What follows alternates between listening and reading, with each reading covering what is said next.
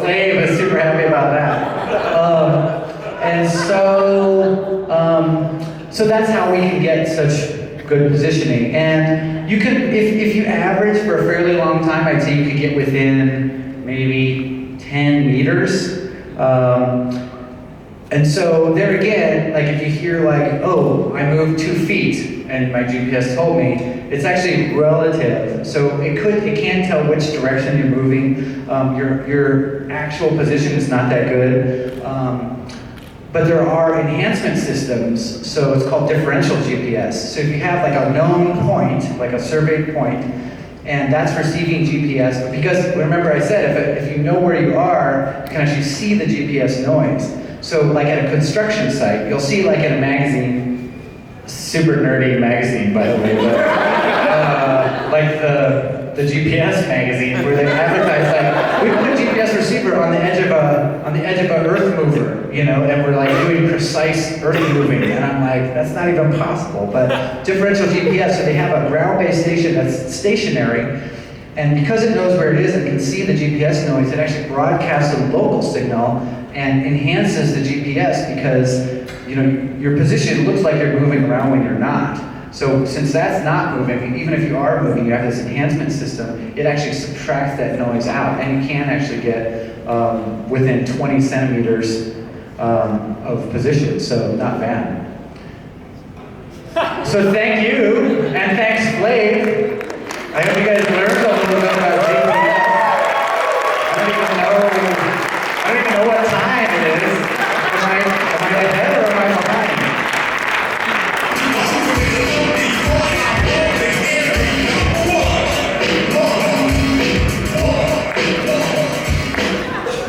All right, and I know you think I'm super nerdy, so just to prove that I'm cool, I'm going to show you a video. And this is, so my boss comes up to me, and he says,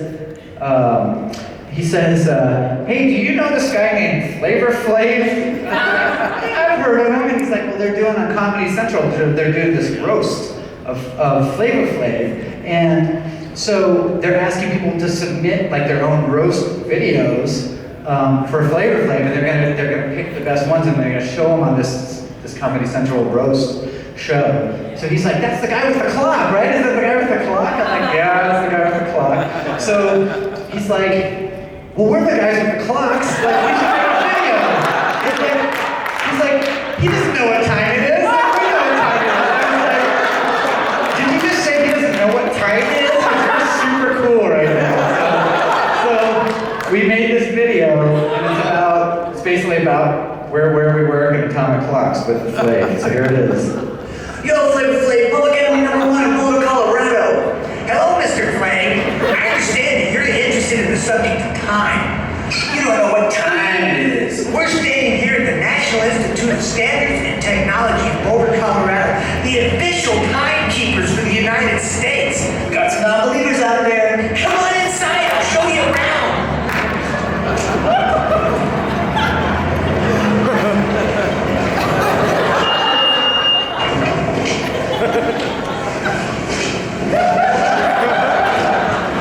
This is an atomic clock, one of the most accurate timepieces in the whole wide world. Like to see you hang this around your neck. Yeah, boy!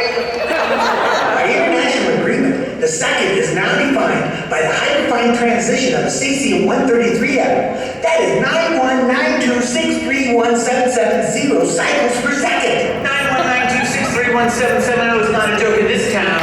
If you were so sophisticated, you would have a radio receive clock that sets itself to the correct time. Have a nice weenie roast, Mr. Flav.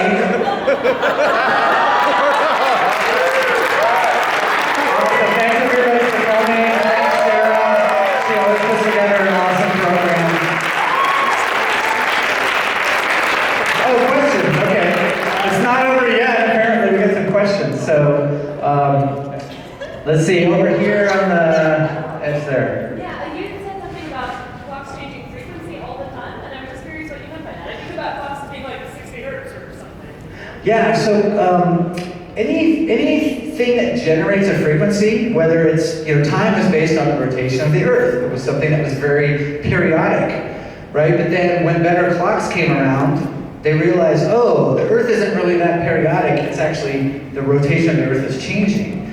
And then, but now we have good clocks. We can actually measure the rotation of the Earth. And then come up with better clocks, and we're like, oh wait, those clocks were actually changing. So something like the quartz crystal in your watch, it's set to a certain frequency. It's actually 32.768 kilohertz, which is easy to divide down by 2 several times digitally to be 1 second. And so it's set at that frequency, but it's set at that frequency in some factory somewhere, and it's actually moving off that frequency based on temperature, it's based on just time, it's just aging. So by the end of the lifetime of your watch, it's actually fairly far off of its set frequency.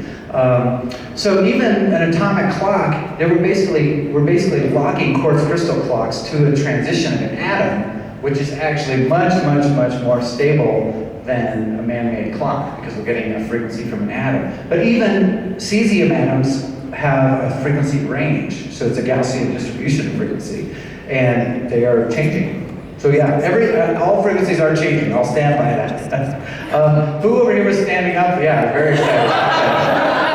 First, I was going to ask if it can tell me if 911, if I dialed it a long time ago, but then.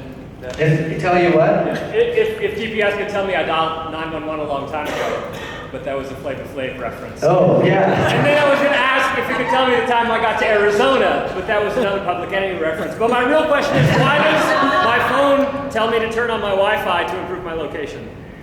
So if you have your GPS turned off, say, let's start out with that.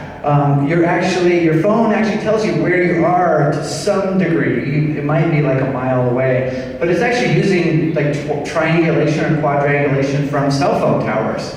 So the cell phone towers know their position, and when and they're broadcasting as part of the message as your handshaking communication data with the cell phone tower. So when you start getting information from several cell phone towers, your phone is actually helping locate you. If you have that also with GPS, so augmented GPS is basically using the cell phone positioning, augmenting GPS. So if you move like 5 feet this way, you're closer to that cell phone tower, and the power of that cell phone tower is a little bit stronger. And so it actually does kind of augment GPS like indoors. Because once you went indoors, your GPS kind of lost it, but you still are getting the cell phone tower signal. And I will also add that your cell phone clock is set by the base. It's not set by GPS, even though you have GPS in your phone. They should. It actually comes from cell phone towers, but the cell phone towers oscillators are actually synchronized and steered by GPS. And in a cell phone tower, this is an aside, but in a cell phone tower, the better the frequency, the more data you can pack in. So, in other words, they need better and better clocks, and that's why GPS is so great for cell phone towers, because they can have a very stable clock steered to GPS, and that's how so many people can be on the phone at the same time and transmitting all this data. So, atomic clocks are really, they're behind the scenes, but they're ubiquitous. It's like all of these things, if GPS went away, there's really no backup to it. So, it's pretty scary, because, so something like cell phones, that's like, cell phones will quit working probably within 20 minutes of like a GPS outage, because the clocks will just be free running, the base station, that you can't carry all the data, the bandwidth isn't good enough. Some more questions over here. Yeah, you said that the international standard is now the CC map, and that is 1.10.13, but when does that come up for review and what you think is going to replace it? That's a good question. Yes, so the cesium atom, the 9192631770 hertz, is the standard definition of the second. And to change a definition, it takes many, many years of international agreement. And you would really have to have a commercial clock for some other kind of atom so that people could actually realize the second in their own way in the laboratory. Right now at work, we're using strontium.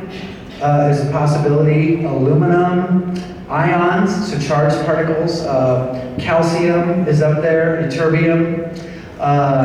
The reason we use cesium, it has one valence electron, it's very stable, it doesn't decay and change change orbital state, so we actually interrogate it with a frequency. So we can actually trap single ions and hit them with different frequencies and make them change atomic states. And some of the people from this research are actually building quantum computers, which is basically using single atoms as logic gates because they can turn them on and off different states. So it's pretty mind-blowing. We have time for one more question. Here in the front. Just that question. Okay. Why did they put these GPS satellites into a semi-synchronous orbit instead of going all the way to the geosynchronous orbit? For coverage, if you like a geosynchronous satellite, it showers down a frequency on Earth, but it doesn't. It's not enough coverage. If they're moving, there's always ones moving into view as other ones are moving out of view, and so it has more of a coverage. You would have to put these synchronous ones like above like Alaska, even though like there's not as much use above Alaska, so you're gonna have to put a satellite there to hit that part of the country. And then do you put one on the North Pole or not? Like no one's up there or whatever. So it's a way to be sure that the entire globe is covered. You would have nulls and outages in different areas. So I'll be around all night, whatever, if you guys want to ask questions, or I have a website, isavedeverything.com. We didn't talk about that, but look it up.